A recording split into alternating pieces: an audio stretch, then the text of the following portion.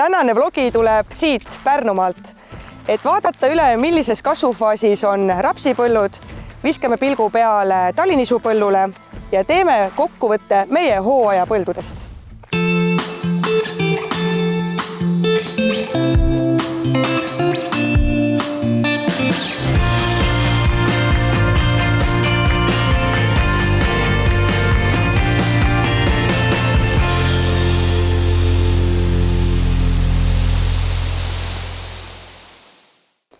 Hubert, kui me sinuga viimati kohtusime blogi tarbeks, siis meie hooaja põllud ei olnud veel kombainitud, aga tänaseks on need numbrid ka olemas, et äkki teeme väikse kokkuvõtte, kuidas siis läks, et räägi kõigepealt oma sellest nisupõllust. Jaa, eks koristushooaeg oli väga keeruline ja veel siiamaani on keeruline, et 1/5 põldudest on veel koristada, aga õnneks on asi juba lõpusirgel.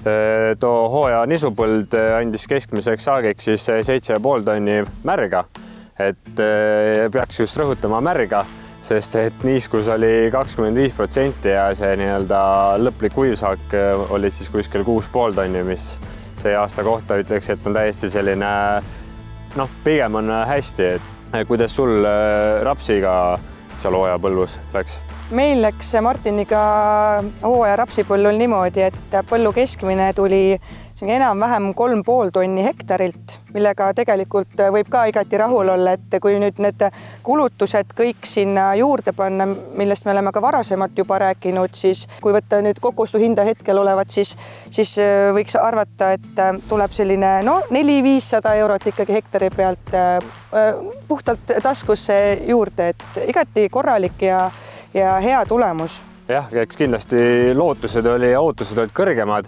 aga ma arvan, et sellise tulemusega ju siiski saab veel edasi majandada ja on okei, et nisupõllus jäi tulemuseks selline 250 eurot siis hektari pealt siis puhast nii-öelda ilma kuludeta siis kasumit.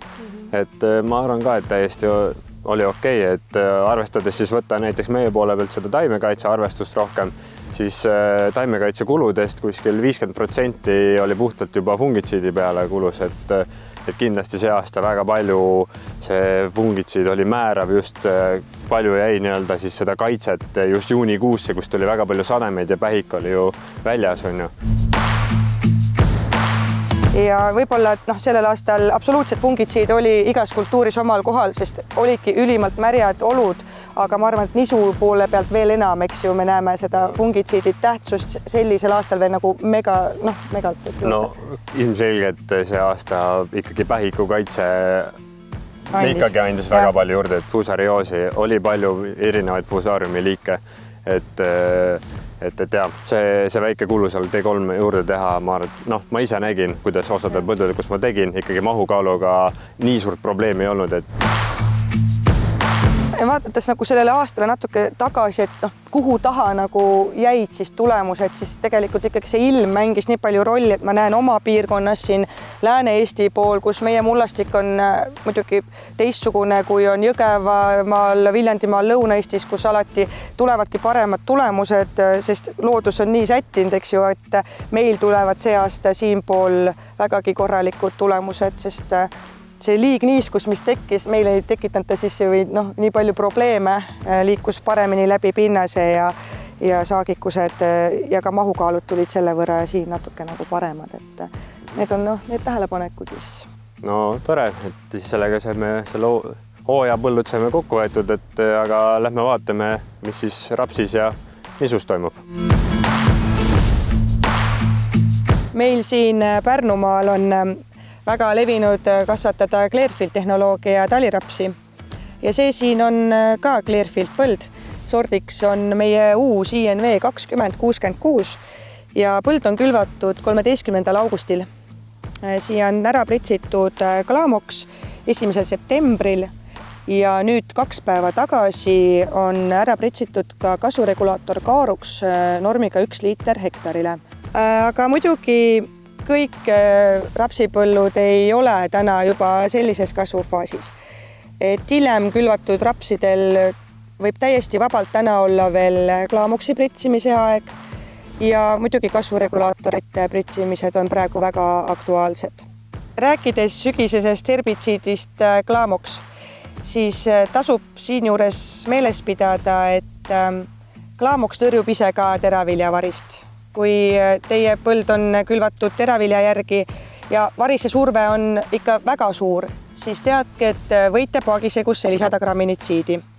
Võttes arvesse ikka seda suurepärast suvesoojust, mis taaskord Eestisse on saabunud, siis meie soovitus on kasutada talirapsi põldudel üpriski julgeid kasvuregulaatori norme, mis tähendab seda, et taliraps kasvufaasis juba 4-5 lehte kaaruksi normiks liiter ka kuni 1,2 liitrit hektarile.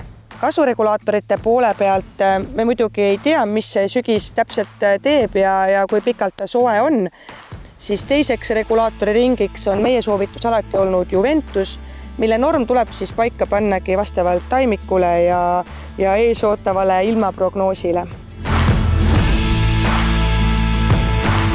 Üldiselt taliteraviljakülvid on alles hoogu sisse saamas, kuid leidub ka põlde, kus sükene nädal kuni 10 päeva juba külvist möödas, et seal juba paslik valmistuda Flightforte pritsimiseks. Miks just Flightforte? On sellepärast, et number 1 tõrjub hästi Clearfield rapsivarist. Number 2 on hästi toimiv ka murunurmika tõrjel ning ka muud keerukad umbrohud, nagu näiteks põldkannike. Lisaks puudub Flightfortel piiranguvöönd ja kolmandaks saab teostada tärkamisjärgse pritsimise, et ei pea minema koha peale külvi mullale tegema. Ajastuse mõttes tasuks oodata, kuni taliviljal on väljas 2 lehte ehk siis faas 12. See tähendab, et selleks hetkeks on tärganud ka ilusti murunurmikas kui ka rapsivaris.